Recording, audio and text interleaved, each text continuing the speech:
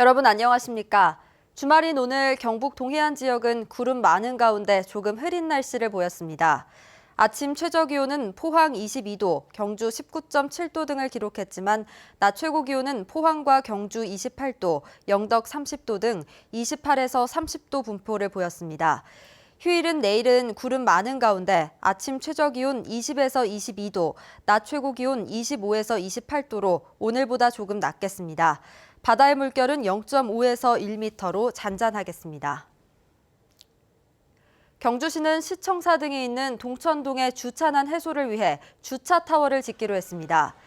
주차타워는 경주시 동천동 보건소 인근에 2층 240명 규모로 조성되며 국비 50%를 지원받아 오는 12월 말 준공됩니다.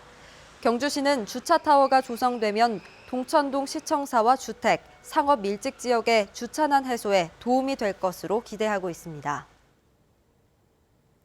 경주동물복지연대는 오늘 황성공원 타임캡슐 공원에서 유기동물 입양 행사를 가졌습니다. 동물복지연대는 원하는 시민들에게 버려진 강아지 8마리의 입양을 추진하고 또 강아지와 함께 온 시민들에게 동물등록 내장칩 교환권 150여 장을 나눠줬습니다. 지난해 경주 시내에서 버려진 동물은 1,160여 마리나 됐습니다. 포항시 연이읍 중명리 중명생태공원에 착한 농산물 판매점이 개설돼 매주 토요일과 일요일 운영됩니다. 중명 착한 농산물 판매점에서는 토마토와 오이, 감자 등 지역 주민들이 직접 생산한 10여 종의 우수 농산물을 판매하며 포항시의 지원으로 조성됐습니다. 포항 테크노파크는 4차 산업혁명 시대 핵심 인력 양성을 위한 소프트웨어 창의인재 교육 지원 사업을 오는 15일부터 실시합니다. 올해는 재직자 소프트웨어 역량 강화 교육을 신설하고 지난해와 같이 경력 단절 여성을 위한 코딩맘 육성 과정과 지역 아동센터에 찾아가는 코딩 교실 등을 계속 운영할 계획입니다. 신설된 재직자 소프트웨어 교육은 기업 방문형 교육으로 현업에서 실질적으로 필요한 교육을 제공할 예정입니다. 울진군은 농어촌 지역 주민의 소득 지원과 생활 안정을 위해 융자금을 지원하기로 했습니다. 이번 융자금은 연리 2%로 가구당 주민소득 지원자금은 2천만 원, 생활안전자금은 1천만 원, 전세자금은 5천만 원까지 지원됩니다. 융자를 희망하는 주민은 다음 달 말까지 읍면사무소에 신청하면 됩니다.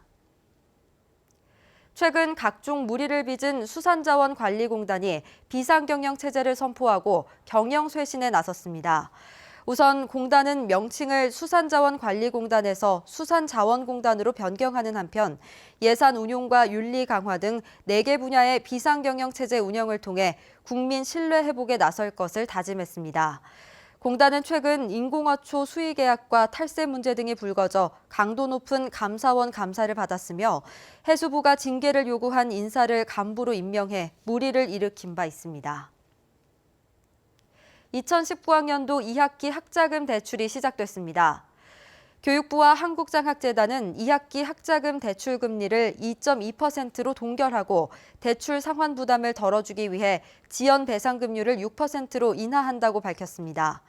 학자금 대출 신청은 학생 본인의 공인인증서를 사용해 한국장학재단 누리집에서 10월 18일까지 가능합니다.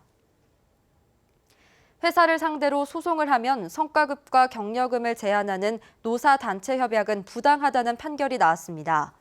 대구지법 민사항소부 정지영 부장판사는 대구자동차 부품업체 직원이 회사를 상대로 제기한 임금 소송에서 원고 승소 판결을 했습니다. 재판부는 경제적 약자인 직원이 회사를 상대로 소송을 제기하고 고소했다는 이유만으로 경제적 불이익을 주는 것은 차별 대우라며 성과급과 격려금 등 1억여 원을 주라고 판결했습니다. 일부 직원들은 2014년 회사를 상대로 소송을 제기하는 직원에게 성과급을 10%로 제한하고 격려금을 주지 않는다는 내용의 노사단체 협약이 체결되자 부당하다며 소송을 제기했습니다. 영덕 구규림관리소는 피서철을 맞아 산행과 야영객들에 의한 산림 피해를 예방하기 위해 오는 27일부터 다음 달 11일까지 특별 단속을 벌입니다. 이를 위해 산림사범수사대와 산림보호지원단을 투입해 미등록 야영장과 불법 취사, 오물투기, 자연석과 이끼 불법 유통 행위 등을 집중 단속할 예정입니다.